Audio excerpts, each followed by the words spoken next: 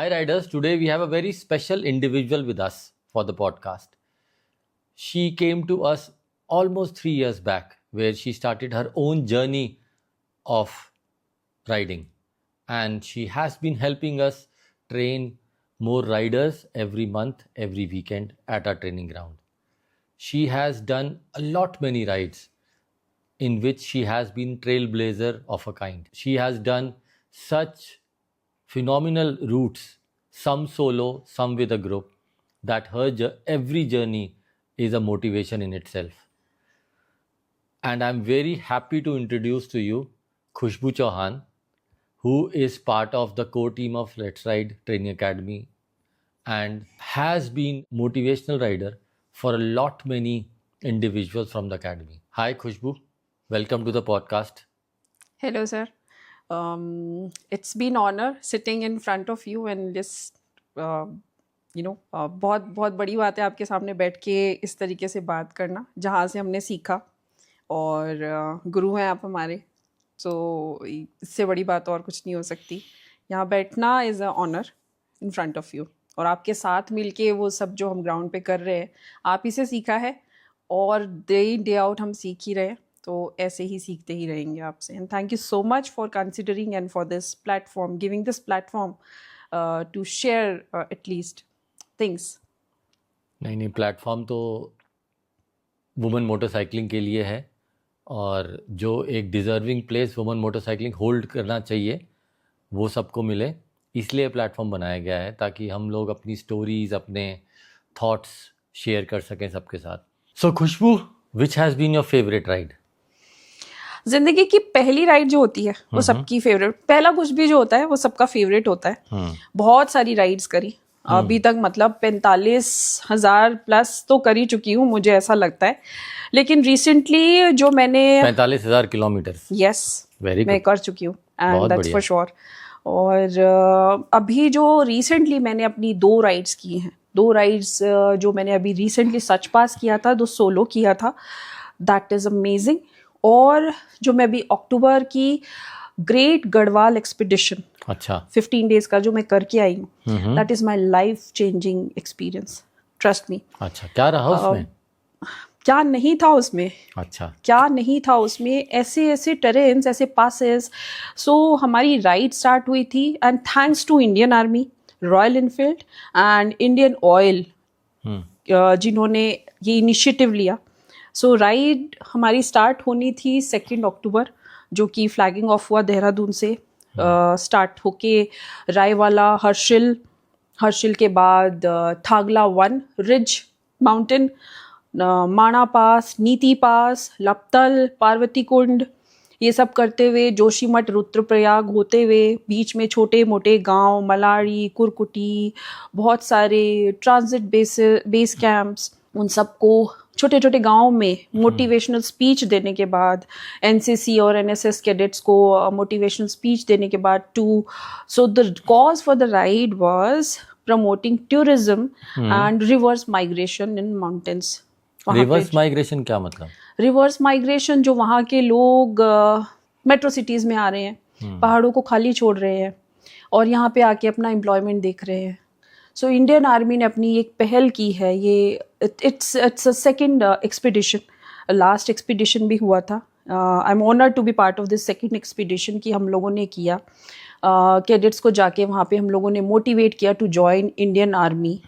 Don't go down, like down hills पे मत जाओ, अपने गाँवों को मत छोड़ो, because Chinese what they want, हर दिन आके फ्लैग ड्रिल करते हैं, छोटा छोटा आके मुड़ते हैं, ये हमारा बॉर्डर है, आप लोगों के पास तो यहाँ लोग रहते ही नहीं है, क्या करोगे यहाँ रह के, हमें दे दो. चलती है, हम तो यहाँ बैठे होते हैं, लेकिन वहाँ पे हर तीसरे चौथे दिन एक फ्लैग ड्रिल हो रही होती है. दे कम, दे जस्ट पोक, I will use this word, पोक इंडियन आर्मी के आके खड़े होना, ये हमारा बॉर्डर है. क्या है, देखो हमारे तो 500 मीटर पे गांव बसे हुए, आपके तो 200 किलोमीटर तक लोग नहीं हैं. उनको इस बात का घमंड है. सो प्रमोटिंग दैट, लोग जाएंगे वहाँ पे, टूरिज्म बढ़ेगा, होम स्टेज खोलो, आपको वहाँ पे रोज़गार भी मिलेगा, आप वहीं के वहीं रह के अपनी धरती के लिए कुछ कर सकते हो. सो ये स्ट्रगल चली हुई है वहाँ पे. और इस राइड का जो मोटिव था उसमें अगर हम हमारा जो इतना कंट्रीब्यूशन करके हमने जो 1800 किलोमीटर्स की राइड करी है, उसमें हमारे 11 जवान थे रॉयल एनफील्ड के लीड कम्युनिटी राइट्स कम्युनिटी के जो लीड है वो थे, lieutenant colonel, lieutenant, commander in officers, ये सब इंक्लूडेड थे। तो हमारा भी जो छोटा सा सिविलियंस का योगदान जो रहेगा और उससे अगर 1% या 5% भी कोई चेंज आता है तो उससे बड़ी कोई और बात हो ही नहीं सकती। इतनी सारे डिसिप्लिन चीज़ें आपके not given sources, limited sources में आप कितना ज़्यादा निकाल सकते हो। टाइम पे उठना, रात नहीं देखनी, बिकॉज़ पहाड़ों के 200 किलोमीटर्स रोज़ चढ़ने हैं, आपको ख़त्म करके वापस टाइम से बेस पे आना है। आपको अगर बोल दिया गया कि 5:30 बजे लाइनअप है तो मतलब लाइनअप है। ब्रेकफास्ट अगर आपका 6-10 पे लगा है तो मतलब लगा है।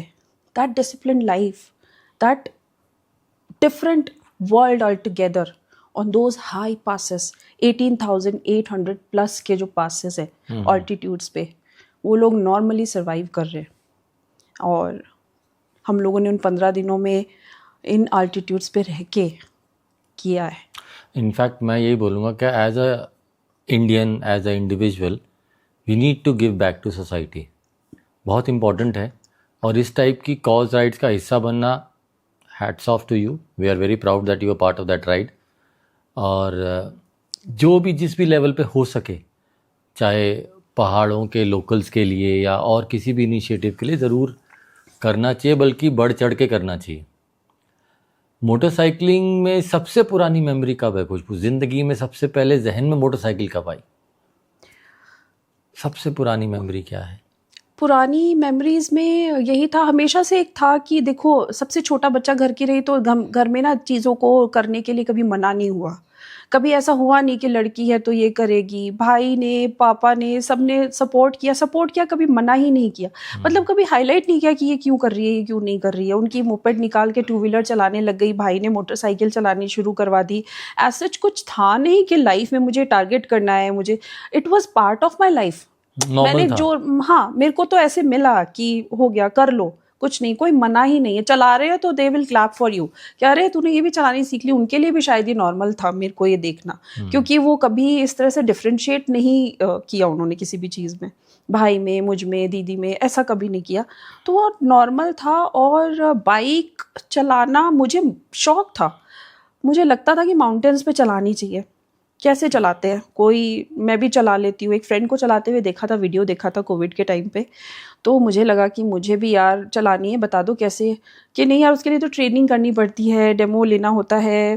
कहा यार ये भी करना होता है, नॉर्मल जाके बाइक नहीं चलानी होती? नहीं।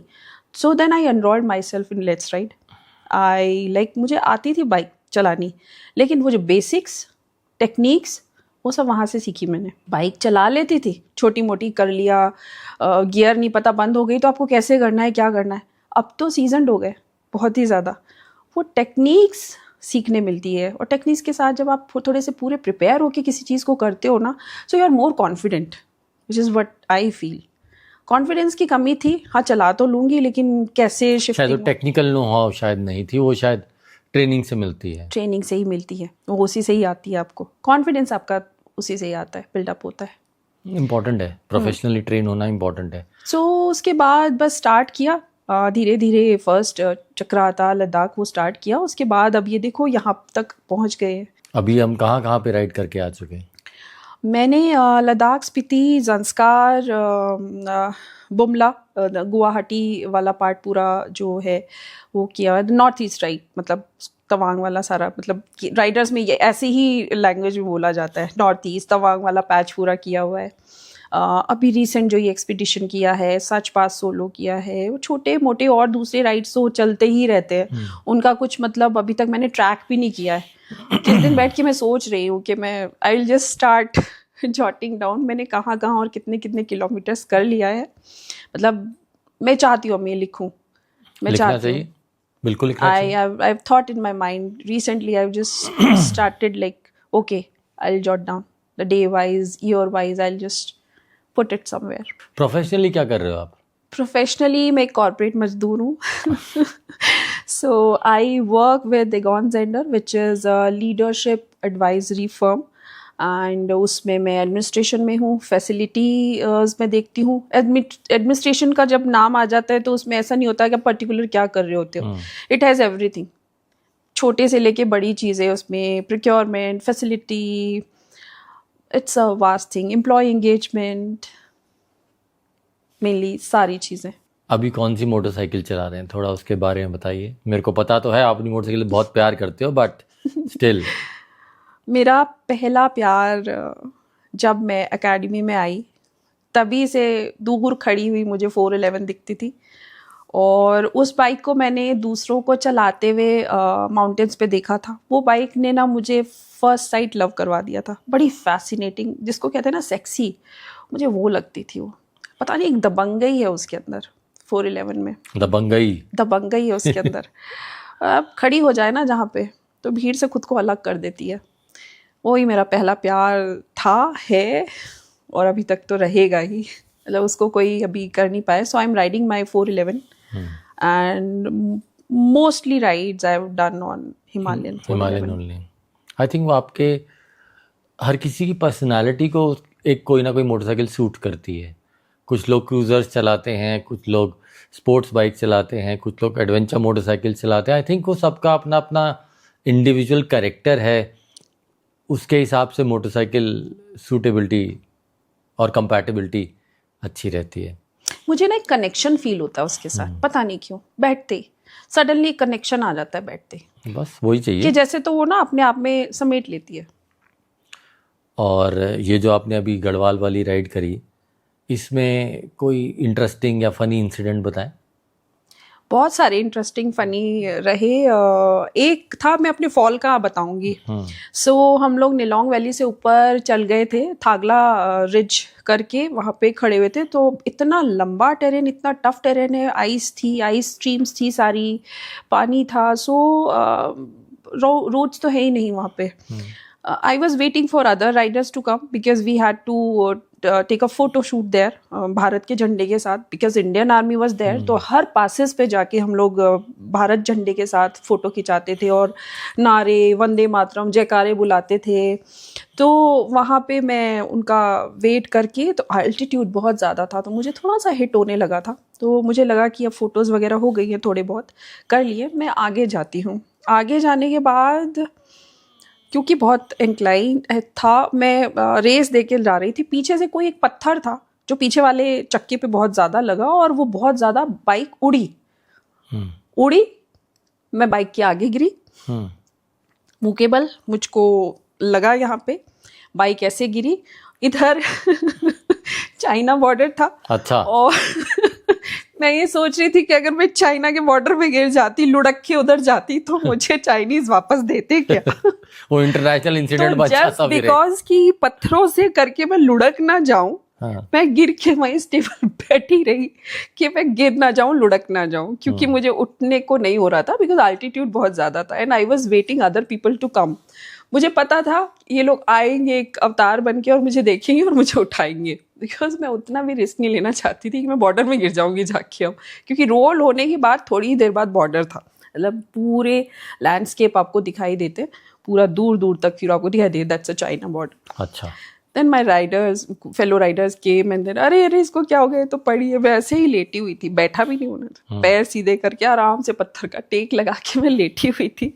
एंड राइडर्स केम इन, मुझे उठाया. मैं उठ के आराम से बैठ गई. हाँ, बाइक वाइक उठा दो, कुछ हुआ है इसको. हैंडल टेढ़ा. अब सोचो, हैंडल टेढ़ा. हैंडल फ्लायर थे हमारे साथ, रॉयल इनफील्ड के. बहुत अच्छा बैकअप में उन्होंने साथ दिया. अब चैलेंज ये था कि उस टेढ़ी बाइक को मैं कैसे चलाऊं, बट मैंने उस टेढ़े हैंडल के साथ भी बाइक चलाई. और बेस पे आने के बाद हमने गौचर में आके हमने वो बाइक का हैंडल थोड़ा सा चलाने लायक रखा. वो अभी भी टेढ़ी है, उसे सर्विस करानी है, तो दैट इज़ लाइक थोड़ा बेंड है. कोई बात नहीं, part of the game. So टेढ़ी बाइक चलाई है मैंने पूरे टेरेन में. And that was the first pass. Second day ही कर लिया था हमने. Rest other days, for other 9 days मैंने वो वैसे ही चलाई. नहीं, इनफैक्ट मेरा तो हमेशा से मानना है कि यही स्टोरीज़ हैं जो मोटरसाइकिलिंग को इंटरेस्टिंग बनाती हैं.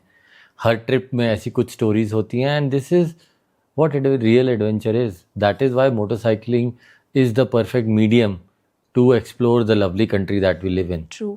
और कोई ऐसी स्टोरीज बताएं ना. I am sure you must have a lot of them. बहुत सारी है. सो हम लोगों ने पार्वती कुंड किया. पार्वती कुंड में बॉर्डर आपको ऐसे सामने ही दिखाई देता है. सो वहाँ पे हम ओवर एक्साइटेड थे. सारे हिंदुस्तानियों का ना एकदम से खून ऐसे हो जाता है. हम तो चाइनीज को जाके आंखों में आंखें डाल के ऐसे करके आएंगे, वैसे करके आएंगे. सो वहाँ पे जब बहुत सारे इतने सारे इंडियंस देखे और वो जय जयकारें लग रही थी, भारत माता की जय और वंदे मातरम, ये सब सुनते सुनते ना उनको कहीं से तो मतलब कहीं से तो क्या, दे गॉट टू नो, उनको चिढ़ मच गई. हॉर्सेस पे आ गए वो लोग फ्लैग ड्रिल करने के लिए. And that flag drill started. Flag drill क्या होता है? Flag drill is like it's kind of every third or fourth day Chinese do come to the border. यही जैसा मैंने अभी शुरू में बताया कि बॉर्डर पे आके वो बार बार ऐसे बोलते हैं ये हमारा है, छोड़ दो इसको, क्या करोगे करके. अच्छा. तो हम वहाँ पे कुछ प्रोटोकॉल्स होते हैं. आपको बोला जाता है, 3 चांसेस दिए जाते हैं. 3 चांसेस की ज़रूरत नहीं पड़ती है, 2 चांसेस ही हुए हैं आज तक, जो कि मैंने आर्मी ऑफिसर से पूछा कि 3rd चांस की अभी तक ज़रूरत नहीं पड़ी. तो they have they written some things कि फर्स्ट में वो बोलेंगे कि आप थोड़ा पीछे रहिए वरना हम ये कर देंगे. सेकंड में वो बोलते हैं ऑन द स्पीकर कि अब आप बहुत ज़्यादा पास आ गए हैं, देखिए मेरे भी हाथ बंधे हुए नहीं हैं, मैं भी ये कर सकता हूँ. तो वहाँ पे भी ट्रांसलेटर होता है, यहाँ पे भी ट्रांसलेटर होता है, लेकिन चाइनीज़ को इंडियन भारतीय भाषा समझाने के लिए. सो ये सब चल रहा होता है वहाँ पे और 5-10 मिनट की ड्रिल चलती है. उसके बाद I get to know that they end up with you know exchanging some chocolates, sometimes cup of tea, and this is how they go back and Indians also come back. और वो जिस time वो flag drill होती है उस time पूरे आप geared up हो जाते हो, कॉम्बैट रेडी होते हो पूरे. हमारे कमांडर्स और सब रेडी होके पूरी तैनात हो जाते हैं वहाँ पे. That we witnessed. अच्छा. वो एक फनी भी था कि चिढ़ गए हमको देख के और बहुत गर्व महसूस भी हुआ वो देख के. गर्व तो हर दिन ही महसूस हुआ. राइडर्स मतलब इंडियन आर्मी के साथ राइड करके हर दिन एक गौरवान्वित फील कराने वाला दिन था. व्हाट कीप्स यू गोइंग खुशबू? मतलब डिफ़िकल्ट टेरेन, मौसम, काम से छुट्टी लेना, घर छोड़ के जाना, मतलब क्यों करते हो? और मतलब what keeps you motivated to do all this? कठिनाइयों से लड़ने का एक नशा हो गया अब हर कुछ भी चीज़ें ना ऐसी कठिन लगती नहीं है लाइफ में. इतनी कठिनाइयों के दौर से गुजरने के बाद ना sometimes you are cold hearted, I would say. शायद वो हो गई हूँ. लोग सोचते हैं कि पता नहीं क्या कर रही है, लेकिन मैं निकल जाती हूँ, कर लेती हूँ. People really suggest me, please solo मत करो, ये मत करो. ठीक है, मैं ऐसे बोल तो देती हूँ बट मेरे को भी नहीं पता मैं कब निकल जाती हूँ, मैं कब कर लेती हूँ. मुझे खुद नहीं पता कि मैं कब ये करके आ जाती हूँ और मैं चुपचाप आके बैठ जाती हूँ. आई थिंक मोटरसाइकिलिंग ना एक ऐसा जुनून हो गया है हम मोटरसाइकिलिस्ट की लाइफ में कि हर चीज़ का सोल्यूशन लगता है मोटरसाइकिल पे बैठ के ज़्यादा बेटर तरीके से निकल सकता है. कोई ख़राब फेज चल रहा है पर्सनली या प्रोफेशनली, तो आप एक राइड पे चले जाओ, आपके सोचने का तरीका बदला हुआ मिलेगा जब आप वापस आओगे. आप जब मोटरसाइकिल पे होते हो तो आप एटलीस्ट कुछ टाइम पीरियड के लिए दुनिया से कट ऑफ हो. आपका दिमाग बेहतर तरीके से सोच पाता है, स्पेशली पहाड़ों में जहाँ पे लैंडस्केप इतना अच्छा होता है, लोग बहुत अच्छे हैं, किसी भी चीज़ का प्रेशर नहीं है, आप अपने रूट पे अपनी डेस्टिनेशन की तरफ बढ़ रहे हो. तो आई थिंक मोटरसाइकिलिंग इसलिए इम्पॉर्टेंट है कि वो आपका पर्सपेक्टिव बदल देती है. वो आपको एक नया तरीका प्रॉब्लम को सॉल्व करने का दे देती है जब आप अपनी राइड से वापस आते हो. एंड आई फील कि after even just 2 to 3 days of a small ride you come back recharge, rejuvenated and literally ready to take on the world. कि हाँ, जो होगा हर चीज़ का सोल्यूशन है मेरे पास. Am I right? Yes, difficulties are thrown to you. How you overcome to those difficulties, it's your outcome, right? So difficulties में खुद को डालना और उससे ओवरकम होना और खुद में खुश होना इज़ समथिंग एल्स. ये एक अलग तरह का यू कैन से हाई है. हाई है. I know. यस. एंड ये मुझको बहुत पसंद आता है. मैंने अपने लिए एक टैगलाइन की हुई है कि I love those patches we are more suicidal. So मुझे वो करने में बड़ा मज़ा आता है.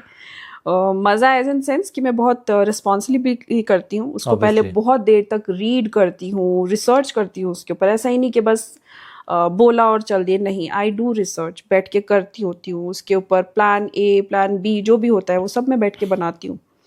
फिर मैं उसको एग्जीक्यूशन की तरफ बढ़ते हैं. डालती हूँ. नहीं, वो इम्पोर्टेंट है. मोटरसाइकिल से कोई बहुत ही फनी इंसिडेंट रहा हो? एक आपका टॉप बॉक्स वाला मुझे याद है. थोड़ा बताओ उसके बारे में डिटेल में. टॉप बॉक्स की तो स्टोरी हो गई. टॉप बॉक्स ने मेरा एक पैच छोटा सा कट डाउन कर दिया. सो कभी भी तो एडवाइस है ये कि कभी भी टॉप बॉक्स, मुझे बहुत डांट पड़ी थी. पढ़नी भी और चाहिए. जो ये सुनेंगे पढ़नी भी चाहिए. और ये जो सुनेंगे उनको समझ में भी आ जाएगा कि किसने मुझे डांटा था. मुझे बहुत ज़्यादा डांट पड़ी थी. ये बोला था, किसने बोला था तू लेके क्यों गई टॉप बॉक्स? टॉप बॉक्स तो नहीं ले जाते हैं ऐसे टेरेन पे.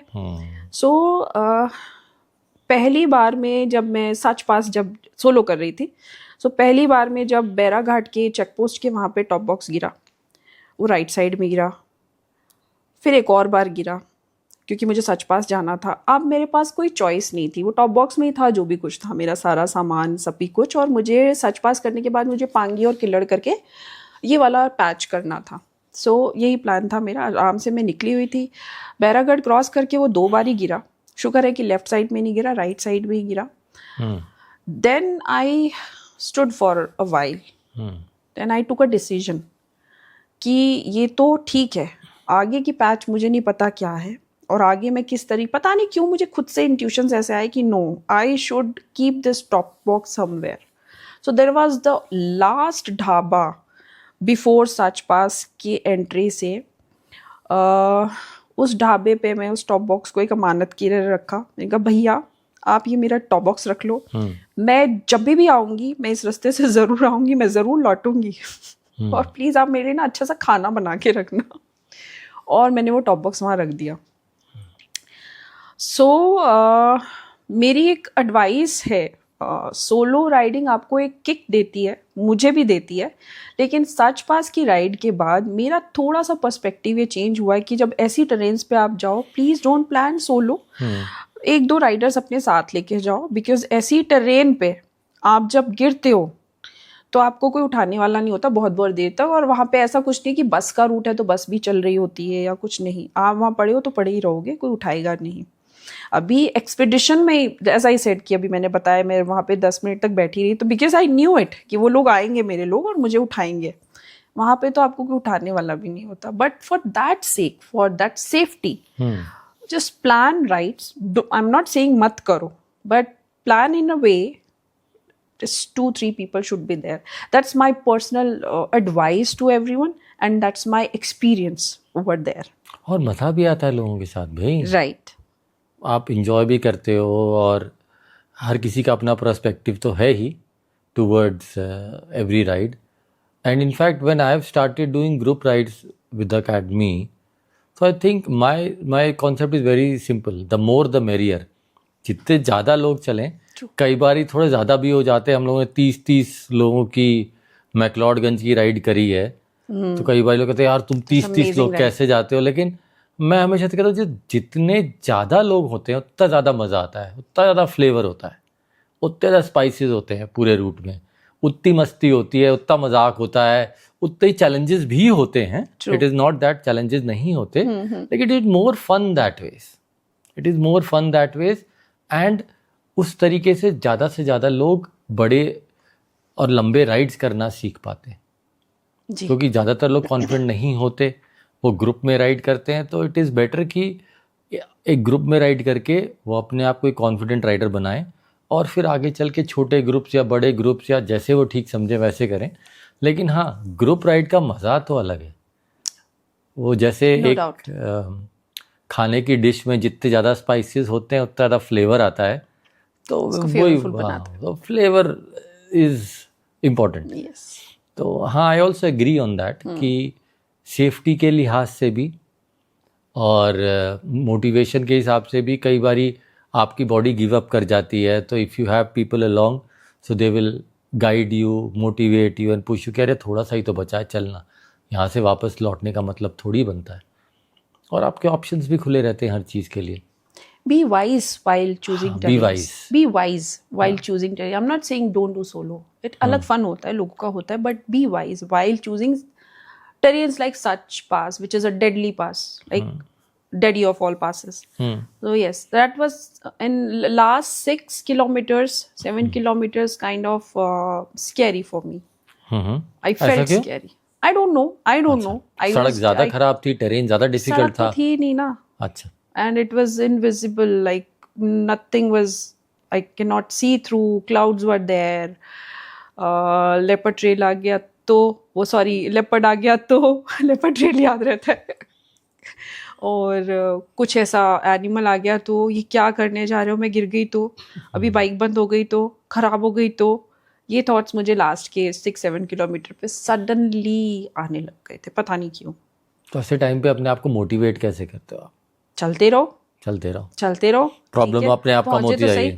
And then I had to cross the same path because मेरा टॉप बॉक्स रह गया था पीछे, तो मुझे उठाना तो पीछे रखी है, तो मुझे वो वापस लेने जाना था। मैं थ्रू पांगी और किलर नहीं गई, तो मैंने कहा बेटा करना तो तुमको वापस जाके भी यही है, तो ठीक है। फिर उसके बाद कब नॉर्मल हो गई, मैं खुद से नॉर्मल हो गई और पता नहीं चला, एंड आई डिड। घर की तरफ से कभी रेजिस्टेंस आया कि क्यों करना है, किस लिए करना है, क्या ज़रूरत है, कभी आया रेजिस्टेंस? लद्दाख जब मैंने किया था, सो मैंने अपनी मॉम को बोला था, That was 2022 yes, तो मैंने अपनी मॉम को बोला था कि मेरा सपना है ये करना, अब तो मतलब ये करना है, तो बोल ठीक है जियो अपना सपना जियो।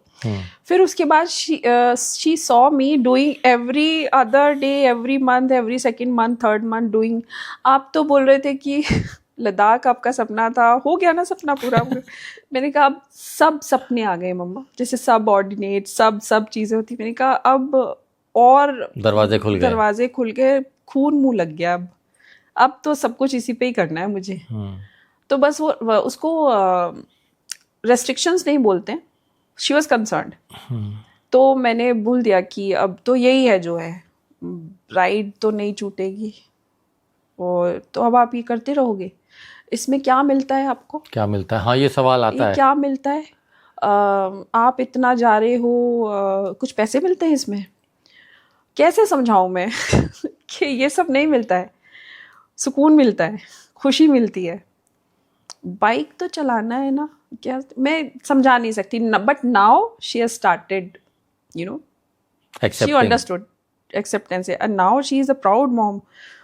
हर किसी को जाके बताती है, पता है वो कहाँ गई है, वो यहाँ गई है, ऐसे गई है, ये देखो फोटो अपने फ़ोन में दिखा रही हैं, वो कर रही है, and now she is the most proud women. अच्छी बात है, अच्छी बात है। और अभी कौन सी राइड का सपना बाकी है जो बहुत ही क्लोज टू योर हार्ट है कि हाँ वो ज़रूर करना है और जल्दी करना है? कोई है तो सही हैं? 2-3 राइड्स हैं जिनकी वो जो पाइपलाइंस में है। स्टार्टेड प्रिपेयरिंग आइटनरी, शुरू कर दी है मैंने। आधी छोड़ के गई थी, जिसमें से एक तो पूरी थी, जाना वहीं था एक्चुअली, लेकिन रोड्स बहुत ख़राब थे और सडनली ये अपॉर्चुनिटी मेरे पास आ गई थी, and I don't wanted to lose this. तो अगर मैं यहाँ नहीं जाती तो वो छुट्टी जो मैंने प्लान की हुई थी मैं वहीं जाती, तो मैं उसको कंटिन्यू करूँगी, and just wait and watch for those things. There are couple of upcoming rides. और जैसे आपने बाकी ग्रुप्स में भी आप राइड करते हो जहाँ पे मेल राइडर्स भी होते हैं, तो आपको क्या लगता है मेल राइडर्स और वुमेन राइडर्स में कोई फ़र्क है सोचने के तरीके में या बाइक चलाने के तरीके में, या what is your take on that? Very good question Amit sir, जो आपने ये पूछा है ना। बहुत सारी वुमेन राइडर्स के दिमाग में ऐसा रहता है कि they are not welcomed, sometimes they feel like they are getting bully. ऐसा नहीं है, वो एक्चुअली जब आपके साथ राइड कर रहे हैं तो आपको फेलो राइडर समझ रहे हैं, तो जो तरह का मजाक, जिस तरह की हंसी मजाक वहाँ पे चल रही है, वो ये सोच के नहीं चल रहे कि वहाँ एक लेडी बैठी हुई है, या वो एक सोचते हैं कि एक फेलो राइडर बैठा हुआ है। मैंने दोनों ही ग्रुप्स में राइड किया है। आज मैं दूसरे मेल राइडर ग्रुप में भी हूँ, मैं एक्टिव हूँ उसमें, लेट्स राइड में पूरे वुमेन बाइकर्स में भी हूँ, और दोनों ही में मैं बहुत बहुत कंफर्टेबली राइड करती हूँ. इनफैक्ट जो ये वाली राइड थी 21 राइडर्स में, you won't believe we were the only 2 women riders and the rest of male riders. On not even a single day we felt like कि हमको ऐसा ट्रीट नहीं किया गया. ऐसा नहीं, they are always there to help. और होना भी चाहिए ना, आपको क्यों स्पेशल ट्रीटमेंट चाहिए? राइडिंग में भी आपको हर जगह मिल रहा है ना. वहाँ पे वो चीज़ रॉ करके देखो तो सही. ये मेरा पर्सपेक्टिव है, I might be wrong, but मेरी थिंकिंग थोड़ी सी ये है कि थोड़ा सा रहो, वो टेस्ट करो ना. You have chosen this things which is more male dominant, right? But now you are trying to उसको थोड़ा सा चेंज करना चाह रहे हो, तो उस चेंज के साथ फ्लो भी तो करो, चखो तो सही उसको भी. नहीं होता, हर ग्रुप में नहीं होता. देखो 5 उंगलियां बराबर नहीं होती है, right?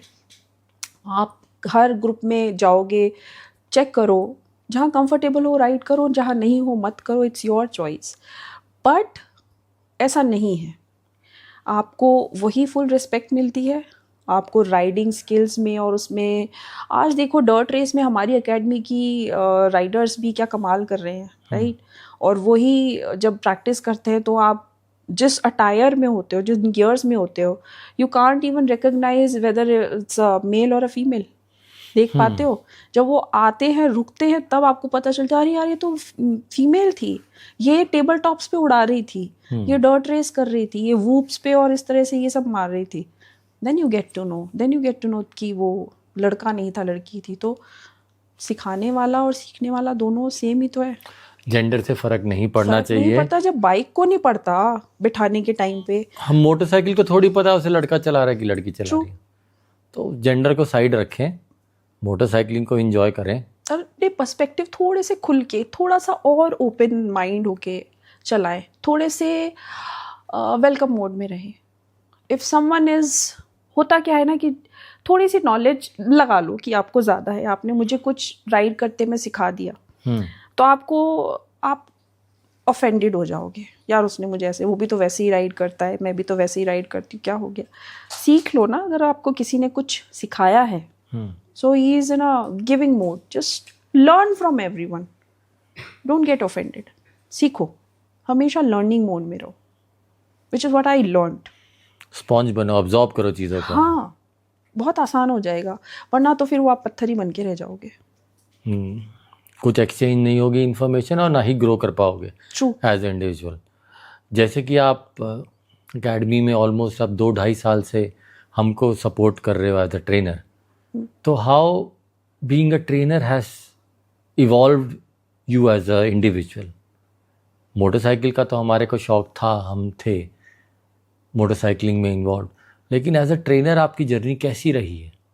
It's a life-changing again experience. Every weekend I meet different set of mind people, different. And it's been 2.5 years I'm training girls in academy. And more than 250 girls I have trained. उससे भी ज़्यादा ही होगा. And everyone is doing very well. मैं हर तरीके की mindset की लड़कियों से मिली, जिसमें हर टॉप नॉच लेवल की भी थी जिनको मैंने ट्रेन किया, मिडिल की भी थी. मैं उस तरीके से कैटेगराइज नहीं कर रही हूँ. उसमें बहुत लोग बहुत काम पेशेंस भी थे, कुछ रिजिड भी थे. हर तरीके के लोगों को हैंडल किया है, उनको सिखाया है. शुरू में बड़ी किसी को ट्रेनिंग देने में बड़ी प्रॉब्लम होती है, बिकॉज हम आपसे सीखा है हमने कि जब भी आप आओ यहाँ पे तो वो खाली करके आओ दिमाग अपना, बिल्कुल खाली कि करके मेरे को आता है. अगर इस वाले मोटिव से आप आके कोई चीज़ सीखते हो कहीं पे भी, किसी भी फील्ड में, ये तो मुझे आता है, ये तो मैं कर सकता हूँ या कर सकती हूँ, तो जब तक आप वो पहले वाला नहीं निकालोगे, आप ये नया वाला नहीं कर पाओगे. whenever you are going somewhere to learn, just wash everything, whatever you have, खाली करके फिर ज़ीरो से स्टार्ट करके सीखना चाहिए. आप अपनी किसी भी फील्ड के स्पेशलिस्ट हो गए, लेकिन जब आप मोटरसाइकिल सीखने आए हो, हमारे ग्राउंड पे आए हो, तो अब्जॉर्ब करो चीज़ों को, क्योंकि ये टॉपिक आपके लिए नया है. आप एक्सपर्ट होंगे, ज़रूर होंगे, हमारे पास इंडस्ट्री लीडर्स भी आते हैं, अपने अपने फील्ड के एक्सपर्ट्स आते हैं, इन्फ्लुएंसर्स आते हैं, लेकिन आप सीखने हमारे पास आए हो तो आप जब तक स्पॉन्ज बन के अब्जॉर्ब नहीं करोगे तब तक आप सीख नहीं पाओगे। ट्रू। मोटरसाइकिल को नहीं पता आप कौन हो, आप क्या हो। जब तक आप समझोगे नहीं टेक्निक्स, जब तक आप हमारे एक्सपीरियंस को नहीं इम्प्लीमेंट करोगे, तब तक आप कैसे अच्छे राइडर बन पाओगे। और मेरा तो यही कहना है कि मोटरसाइकिल चलाना तो एक टेक्निक ज़रूर है, लेकिन अच्छे इंडिविजुअल और अच्छे राइडर बनना, एक अच्छे राइडर का माइंडसेट रखना, शायद वो भी हमको सिखाना पड़ता है। और हम सिखाते भी हैं और उसके रिज़ल्ट्स भी बहुत अच्छे आते हैं ग्राउंड पे। कि आज काफ़ी सारे ऐसे स्टूडेंट्स हैं जो हमारे पास ट्रेनिंग के लिए आए थे, खुद सीख चुके हैं और अब धीरे धीरे वॉलंटियर्स बन के या ट्रेनर्स बन के ग्राउंड पे बाकी लोगों को इंक्लूसिवली ट्रेन करने में हमारी हेल्प करते हैं, राइड्स पे मार्शलिंग करते हैं, लीड राइडर्स बनते हैं। तो आई थिंक वो लाइफ का प्रोग्रेशन है। राइट। आगे बढ़ना हर फील्ड में हर किसी के लिए ज़रूरी है। हमने भी तो ऐसे ही स्टार्ट किया, बस सबने, पता नहीं कब स्टार्ट किया, समझ ही नहीं आया, मेरे को तो याद ही नहीं है। ऐसा डिस्टिंक्शन नहीं है कि ऐसा कब डिस्टिंक्शन नहीं है कि हाँ, आपने कब राइडर वो से चाबी वॉलंटियर थमाई बनिए। के लो चलाओ, ये ऐसा कुछ नहीं है।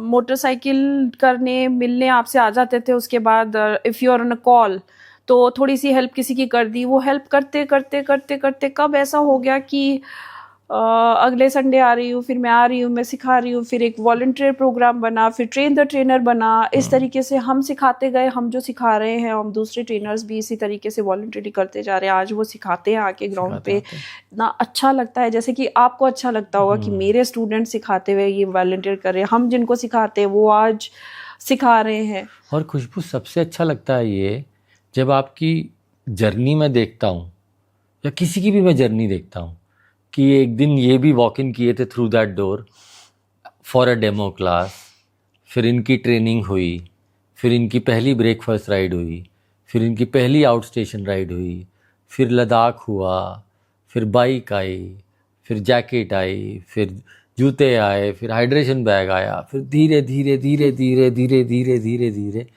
बढ़ते बढ़ते आगे हम बढ़ रहे हैं। तो बहुत अच्छा लगता है देख के कि हाँ, वो इंडिविजुअल की ग्रोथ भी है और मोटरसाइकिलिंग को तो हम इंक्लूसिव बना ही रहे हैं, और जो जेंडर डिस्पैरिटी है उसको तो ठीक करने की कोशिश में लगे ही हैं। तो आई थिंक एक उस सेंस ऑफ सेटिस्फैक्शन आती है राइट। देख के, काफ़ी सारे स्टूडेंट्स की जर्नी देख के कि हाँ, ये हमसे 6 महीने पहले या साल भर पहले आए थे डेमो लेने और आज अपनी मोटरसाइकिल के साथ कॉन्फिडेंटली राइड कर रहे हैं। एक एम्पावरमेंट है, आप लोगों ने दी है वो, और वो अब चलेगी। सो ये कहते हैं ना, नेक्स्ट जनरेशन में भी चलेगी। आज हमारे बच्चे हमको करते हुए देख रहे हैं, तो अब ये उनके लिए नॉर्मल हो जाएगा। Like they are watching, like if you talk about my kids, they know my mom is riding a bike, my son is there, if he will say, तो उसके लिए नॉर्मल हो जाएगा। उसकी गर्लफ्रेंड, उसकी वाइफ या जो भी कुछ आज अपनी बहनों को चलाते हुए देख के उसको नॉर्मल लगता है, उसकी मॉम को देख के उसके लिए अब ये नॉर्मल है। So now you guys have made things getting normalized, like riding, if any female is riding a motorcycle, is a normal thing. There is no differentiation on the road while there's like अभी जैसे होता है red light पे 5 लड़कों में एक लड़की आके खड़ी हो जाती है, तो people start looking rather than red light को देख के वो ऐसे ऐसे देखने लग जाते हैं।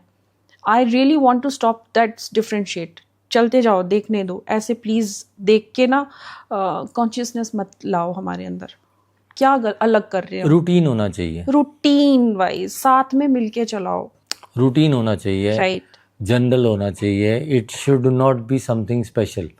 कोई लड़की अगर मोटरसाइकिल चला रही है तो वो ऐसा कोई एक्स्ट्रा ऑर्डिनरी चीज नहीं है। Absolutely right. वही सेम तरीके से थ्रॉटल वो दे रही है, वही सेम तरीके से आप दे रहे हो, गियर शिफ्टिंग भी वैसे ही हो रहा है, सब कुछ वैसे ही हो रहा है। देन व्हाई दिस जस्ट लड़कियों को ऐसे बैठना चाहिए या ऐसे बैठना चाहिए, और वो पोस्चर को आप करके देख रहे हो that they are looking so ज़्यादा दबंग लग रही हैं, so they are looking pretty. कुछ नई चीज़ आई है ना मार्केट में, एकदम से आपको दिखने लगी है, तो शुड लाइक उसको देख के खुश हो कि हाँ चेंज आ रहा है अब। नहीं, ज़रूरी है, ज़रूरी है। खुशबू, वुमन मोटरसाइकिलिस्ट को दिमाग में रखते हुए मोटरसाइकिलिंग कम्युनिटी और फ्रेटर्निटी में क्या चेंज करना चाहोगे, या क्या एडिशन करना चाहोगे, या क्या नया लाना चाहोगे आप? उप्स, बहुत भारी क्वेश्चन है। कोई क्रांति तो नहीं लाने चाहती मैं, लेकिन जो ऑनगोइंग है उसमें कुछ एड ऑन्स होने चाहिए जो मुझे महसूस होते हैं ऐसे। मैं इतनी सारी लड़कियों को वहाँ ट्रेन करती हूँ, और जब वो एक हमारा मी टाइम होता है, जब हम बैठ के स्नैक्स ओवर द टी बातें करते हैं, शेयरिंग्स होती है जब हमारी, banter at the ranch, right, and that's a favourite part सबका। सो उस टाइम पे शेयरिंग होती है, हम गियर्स कहाँ से ले मैं गई थी गियर्स लेने, मेरे तो साइज के ही नहीं मिलते। सो हर दूसरी लड़की के साथ ये प्रॉब्लम है।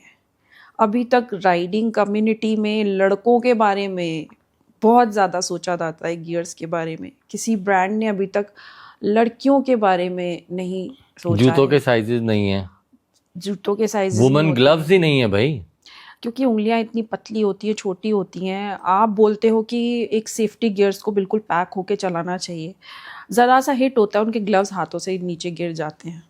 सो साइजेस होते हैं आपके पास, आप H&M, आप ये ब्रांड वो ब्रांड, एलन सोली, सब में हर चीज़ के एक छोटी से छोटी पतली स्लीव्स के भी आप लड़कियों के साइज बनाते हो।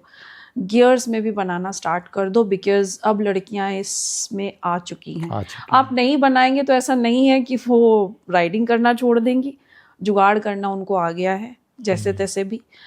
बहुत अच्छा रहेगा अगर हर ब्रांड, कोई ना कोई ब्रांड आगे होके एक लड़कियों के लिए उनके साइज का बनाना स्टार्ट कर दे, क्योंकि ओवर साइज बहुत चीज़ें होती हैं उनको नहीं कर पाती, तो फिर उनके पास चॉइस नहीं होती। मार्केट में आप राइड पे सड़क पे करके देखते हो वो गियर्स के बिना है, कभी कभी कुछ रीजंस होते हैं, वो हाइट में छोटी है, आप ये नहीं देख रहे हो कि उसकी एंथू है, वो बाइक चला रही है, पर वो क्यों नहीं गियर्स पहन रही, उसके साइज के ही नहीं है, 4 नंबर 5 नंबर मिलते ही नहीं है। राइडिंग गियर्स से गुजारिश है कि वो प्लीज लड़कियों के लिए गियर्स बनाना शुरू करें। Gears means gears proper, helmet भी छोटू से होते हैं उनके, तो हेलमेट भी प्रॉपर नहीं आ पाते हैं, फुल फेस तो बिल्कुल भी नहीं आ पाते हैं। तो उस पर्सपेक्टिव से किसी को सामने आना होगा और ये स्टार्ट करना पड़ेगा, किसी तो ब्रांड को या तो सभी ब्रांड्स को। Understood, a very very valid point. Safety should be the top priority, right. और उन लोगों के लिए क्या मैसेज देना चाहोगे आप जो अभी भी वेरियस प्लेटफॉर्म्स पे रील्स देख रहे हैं, पोस्ट लाइक कर रहे हैं, लेकिन अपने आप को ग्राउंड पे मोटरसाइकिल सीखने के लिए नहीं ला पा रहे हैं? सपना है, लेकिन किसी ना किसी चीज़ की वजह से उन्होंने अपने आप को रोका हुआ है। उनके लिए क्या आप मैसेज भेजना चाहोगे? रील्स की भी कैटेगरीज हैं उनके लिए। अच्छा, ब्रांड्स होते हैं। हाँ। कोई वेंचर उन्होंने देखा कि सीपी में वो चाय वो आइसक्रीम बड़ी फेमस है, यार वहाँ जाना है, टेस्ट करके आना है। आप जाते हो, टेस्ट करके आते हो, वहाँ फोटो खिंचाते हो, मैं वहाँ गई। उसी तरीके से आपको बड़ा फैसिनेटिंग लग रहा है लड़कियों को बाइक चलाते हुए देख के, आप रील्स लाइक कर रहे हो, क्या आप आते हो? जब आप आइसक्रीम चाट पकौड़े सब टेस्ट करने जा रहे हो तो पता चल रहा है ना कि उस वेंचर पे वो खट्टा ज़्यादा था, वो कड़वा ज़्यादा था, वो ऐसा था या वो वैसा था। तो उसी तरीके से आपके पास एक प्लेटफॉर्म है, आओ। जब तक आओगे नहीं उस टेस्ट का पता कैसे चलेगा? आपके अंदर जो फियर है, जब तक आप आके उसको टच नहीं करोगे, उसके अंदर खुद को डालोगे नहीं, तो आपको पता कैसे चलेगा कि मैं ओवरकम कैसे होंगी? Height is no worry, fall का कोई वरी नहीं है, वेट का कोई वरी नहीं है, कुछ भी वरी नहीं है मोटरसाइकिल चलाने में। Just come the way you are going to other brands for trying things, other recreational activities. Exactly. Come try, give it a try. This is what I can say. वरना तो बैठे बैठे यही करते रहो, स्क्रॉल करते रहो, जिंदगी चलती रहेगी। Yes. Thank you very much, Khushbu, Thank you so much, Amit for sir. your perspective on motorcycling. And like I said, it is lovely to see your whole journey for the last many years. where you came in as a student, and now you've accomplished so much. Best of luck for the future. Thank you so much Long way to go. for giving us those wings. आप बढ़ते रहो आगे, inspire करते रहो औरों को, और रास्ता दिखाते रहो सबको आगे बढ़ने का. And like Khushboo just said, leap of faith लेना ज़रूरी है. आपको अपने आप को बैक करना ज़रूरी है, और अपना सपना जो मोटरसाइकिल चलाने का है उसे पूरा करके आगे बढ़ना ज़रूरी है. Because this is not the end, this is the beginning. Right. Thank you everyone.